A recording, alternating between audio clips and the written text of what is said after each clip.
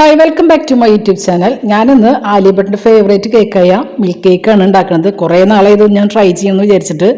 അപ്പോൾ ഈ വീഡിയോ നിങ്ങളായിട്ട് ഷെയർ ചെയ്യാം. വീഡിയോ നിങ്ങൾക്ക് ഇഷ്ടപ്പെട്ട എന്ന് സപ്പോർട്ട് ചെയ്യണം കേട്ടോ. ആദ്യം തന്നെ ഒരു ബൗളിൽ ഒരു 4 മുട്ട പൊട്ടിച്ചൊഴിക്കുക. അതിലേക്ക് വാനില എസൻസും ചേർത്ത് ഒന്ന് ബീറ്റ് ചെയ്യുക. അതിനുശേഷം ഒരു 1/2 കപ്പ് പഞ്ചസാര കുറേശ്ശെ ചേർത്ത് നന്നായിട്ട് ബീറ്റ് ചെയ്ത് നന്നായിട്ട് ഫ്ലഫി ആക്കി എടുക്കുക. സാധാരണ കേക്ക് ഉണ്ടാക്കണേക്കാൾ വളരെ എളുപ്പമാണ് ഇത് ഉണ്ടാക്കിയെടുക്കാൻ.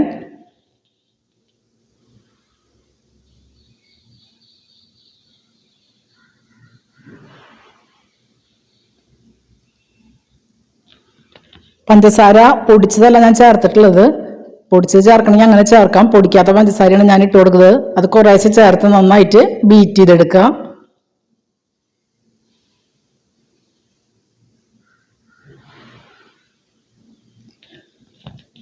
നന്നായിട്ട് ഫ്ലഫി ആയിട്ട് അടിച്ചെടുത്തിട്ടുണ്ട്. ഇതിലേക്ക് ഞാൻ ഒരു 1/4 കപ്പോളം സൺഫ്ലവർ ഓയിലാണ് ഒഴിച്ചു കൊടുക്കുന്നത്. അതും ചേർത്ത് ഒന്നും കൂടി ബീറ്റ് ചെയ്യാം. 1 കപ്പ് മൈദയും 1 നുള്ളുപ്പും 1 ടീസ്പൂൺ ബേക്കിംഗ് പൗഡറും ചേർത്ത് അരിച്ചു വെച്ചിട്ടുണ്ട്. അത് കുറേശ്ശെ ചേർത്ത് ഇതിൽ മിക്സ് ചെയ്തെടുക്കാം.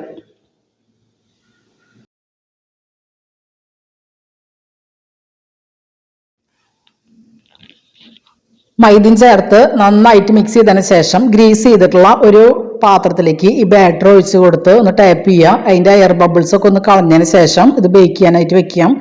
ഞാനിത് അലുമിനിയം പാത്രത്തിലാണ് ബേക്ക് ചെയ്യണത്. ഒരു 10 മിനിറ്റ് മുമ്പ് അലുമിനിയം പാത്രം ഞാൻ പ്രീ ഹീറ്റ് ചെയ്യാൻ വെച്ചിട്ടുണ്ട്. അതിലേക്ക് ഈ പാത്രം ഇറക്കി വെച്ചൊരു 25 മിനിറ്റ് 30 മിനിറ്റ് നേരം കൊണ്ട് കേക്ക് വെന്ത് വരും. കേക്ക് വെന്ത് വരുമ്പോൾ അതോടെ ചൂടാറാനായിട്ട് നമുക്ക് മാറ്റി വയ്ക്കാം. അതിനുശേഷം ഇതിലേക്കുള്ളൊരു സിറപ്പ് തയ്യാറാക്കി എടുക്കണം. ഒരു പാത്രത്തിലേക്ക് 1 കപ്പ് പാലും 1 കപ്പ് വിപ്പിംഗ് ക്രീമും 1 കപ്പ് മിൽക്ക് മെയ്ഡും ചേർത്തിട്ട് നന്നായിട്ട് മിക്സ് ചെയ്തിട്ട് അത് ഫ്രിഡ്ജിലേക്ക് വെച്ച് കൊടുക്കാം.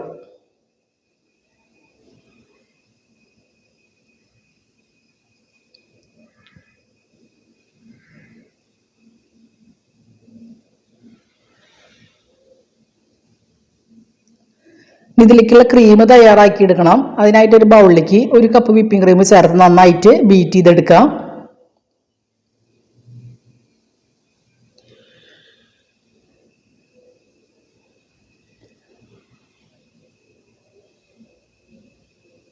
ക്രീം നന്നായിട്ട് ബീറ്റ് ചെയ്തെടുക്കുക. ഇനി ഒരു പാത്രത്തിലേക്ക് നമ്മൾ ഈ കേക്ക് വെച്ച് കൊടുക്കണം.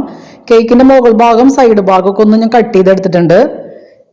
കേക്ക് വെച്ചതിന് ശേഷം ആ സൈഡിൽ കുറച്ച് ഗ്യാപ്പും കൂടി വരുന്ന തരത്തിലുള്ള പാത്രമാണ് എടുക്കാൻ. ഇതിലേക്ക് നമ്മൾ നേരത്തെ തയ്യാറാക്കി വെച്ചിട്ടുള്ള ആ സിറപ്പ് ചേർത്ത് ഒന്ന് സോക്ക് ചെയ്തെടുക്കാം.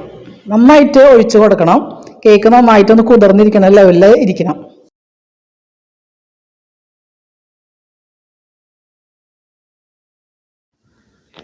ഈ വിപ്പിംഗ് ക്രീം വെച്ചിട്ട് ഈ ക്രീം ഒന്ന് ലെവൽ ചെയ്തെടുക്കണം. മുകളിലും സൈഡിലും ക്രീം നന്നായി തേച്ച് ഒന്ന് ലെവൽ ചെയ്തെടുക്കുക. സാധാരണ കേക്ക് ക്രീം തേക്കുന്ന അത്ര ബുദ്ധിമുട്ടൊന്നും ഈ കേക്ക് ചെയ്യുമ്പോൾ ഇല്ല. വളരെ സിമ്പിളായിട്ട് നമുക്ക് ചെയ്തെടുക്കാം. ഇനി ഇതൊരു നന്നായിട്ട് സൈഡിൽ ഇതൊക്കെ ഒന്ന് ഫിനിഷ് ചെയ്തതിന് ശേഷം ഒരു 8 പീസായിട്ട് ഇത് കട്ട് ചെയ്തതിന് ശേഷം ഓരോ പീസിലേക്കും ബ്ലൂബെറിയും സ്ട്രോബെറിയാണ് വെക്കേണ്ടത്. എനിക്കത് കിട്ടിയിട്ടില്ല. എൻ്റെ ഇപ്പോൾ കിവിയാണ് ഉള്ളത്. ഞാൻ കിവി വെച്ചിട്ട് അങ്ങോട്ട് അഡ്ജസ്റ്റ് ചെയ്തു. അതിനുശേഷം ഇത് ഫ്രിഡ്ജിലേക്ക് വെക്കുക. ഒരു 8 മണിക്കൂർ നേരം ഫ്രിഡ്ജിൽ വെച്ചിട്ട് തണുപ്പിച്ചതിന് ശേഷമാണ് ഞാൻ കഴിക്കണത്. രാത്രിയാണ് ഞാൻ ഇത് ഉണ്ടാക്കണത്, രാവിലെയാണ് ഞാൻ എടുക്കണുള്ളൂ.